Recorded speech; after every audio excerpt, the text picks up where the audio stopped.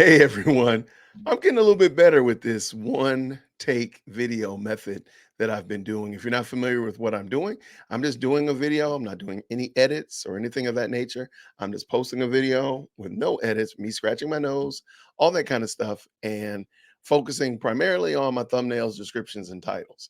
So it's just something, a challenge I put out there to myself. And so here we are again.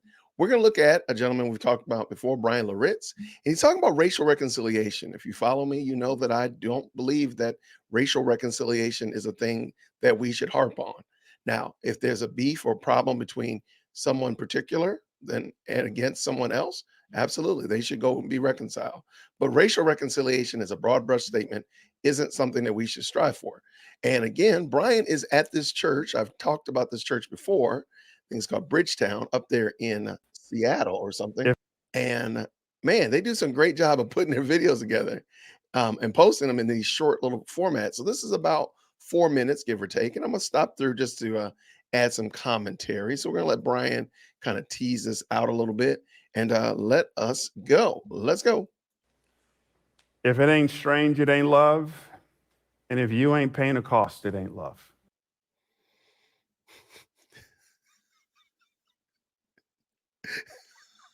That's so stupid. If it ain't strange, it's not love. If you're not paying a price, it's not love. Just think about that. Think about the things that you do for your children right now, your spouse. They don't have to cost you anything particular, but you demonstrate love towards your spouse. This is just dumb. But let him continue, Jason. Let him continue. Racial reconciliation is cute, but it's costly. Why? You know why it's costly? Because it doesn't actually exist. Races are social construct that we've made up. What is the reconciliation? What is the animus? Please forgive me. What is the animus between a black person and a Hispanic person? What is the animus that they need to be reconciled? Because if there's no what was the crime that was committed? What was the crime that was committed? You can't tell me something about ancestors, because if you didn't do it, then why are you paying for it? And if I didn't experience it, why are you paying me for said crime or said misdoing? Come on, we can think like this. We can think better than this. But let's let Brian continue. And isn't that our problem?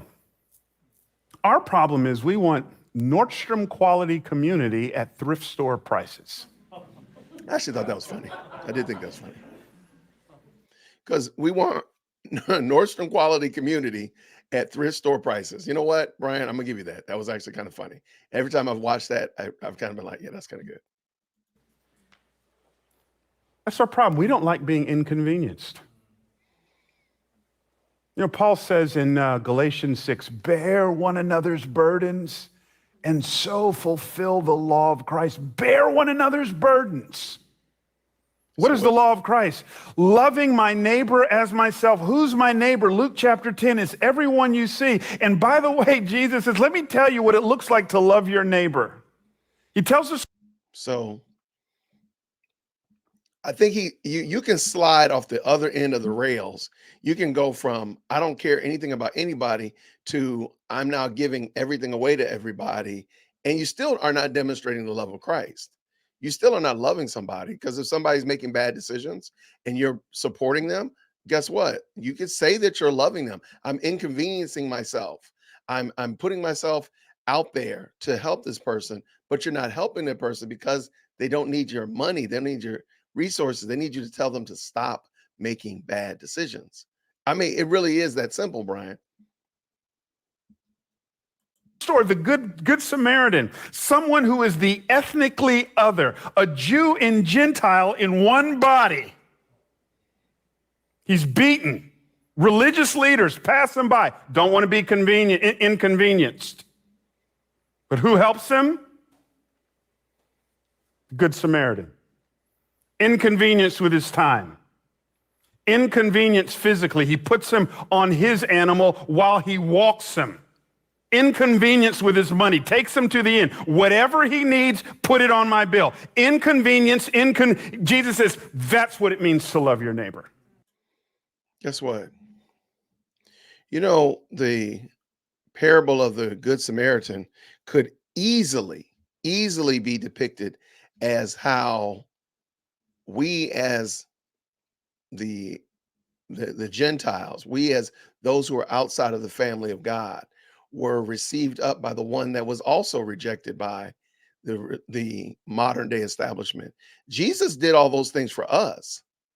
And I think the attempt to make it now, does that mean that we don't try to help people out? Come on now. Of course, we want to help people out. Of course, we want to do the right things and support as best we can. But Brian is making some presuppositions here that he hasn't proven. He hasn't proven that I need help from somebody of less melanin just because they have less melanin and therefore they should be helping me. Why? Why is that, Brian? You again, I don't think Brian is living a life of thrift. So why is this story being told? I don't get it for the life of me. It's costly. Why? It's absolutely, positively costly. But isn't that I just hope I adding hope this is another a safe law? environment, Isn't but that adding more law to what Christ has already done? Yes, I should demonstrate the love of Christ to my neighbors. Not saying that you don't care about people. Don't go to the other end of the spectrum. But just to say, well, if it doesn't cost you something, you're not loving. That one right there seems like a way lap too far. And it also seems like it bodes itself to a one-sided narrative that, well, if that's true, if you have to inconvenience yourself or you have to pay something in order to demonstrate your love, who has the most income? Oh, well, it's the people of less melanin. They have more, so therefore they should be paying more. safe environment. But sometimes my white brothers and sisters just drive me nuts. Like I'm I didn't trying to understand. grieve George Floyd. All right, so this is post George Floyd. He's talking about how he was grieving George Floyd. We're going to put that aside. I couldn't find Brian making any commentary about the Supreme Court's ruling of Roe v. Wade a year ago. I couldn't find anything about that, but I found quite a bit about his feelings about George Floyd. But let us continue because actually his story is something that I experienced as well. So let's go. Grieve George Floyd, and I'm getting hit up on text messages and DMs asking me to assign you homework. Like, what books do you want me to read?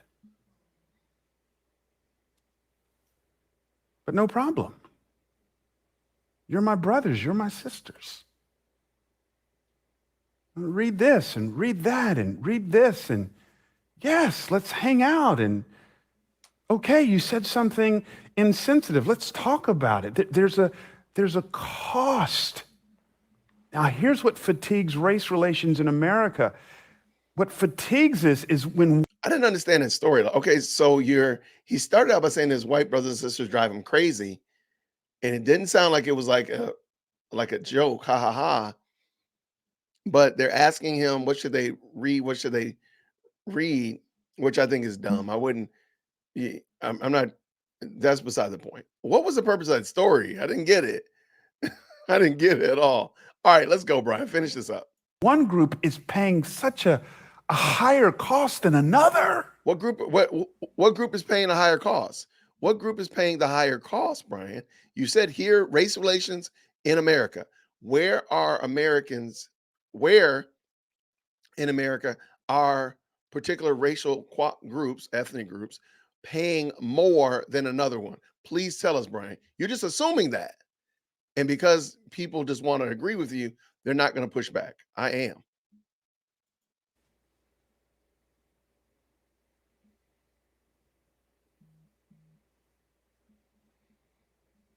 What cost are you paying? I didn't get I did not get the point of that. That was such a lap too far in our discord about ethnic issues, cultural issues in the United States, this idea that one group needs to pay more. I don't get why they do that. I don't get it. And why does it get a pass? Why do people give it a pass and not push back and say, what are you talking about? What do you mean? How does that work? Anyway, it is what it is. This is a quick one. I appreciate you all stopping by today. Please feel free, drop down in the comments. Let me know what you think about it. Do you think racial reconciliation is a real thing? Do you believe that racial reconciliation is something we should strive for, that we should go after and make us our highest goal? And if not, what should be our highest goal? Is it a real thing? Should we go after it? And if not, what should we be going after? Thank y'all so much. I appreciate you. And now you're going to watch me close out because I'm not going to edit this. Take care.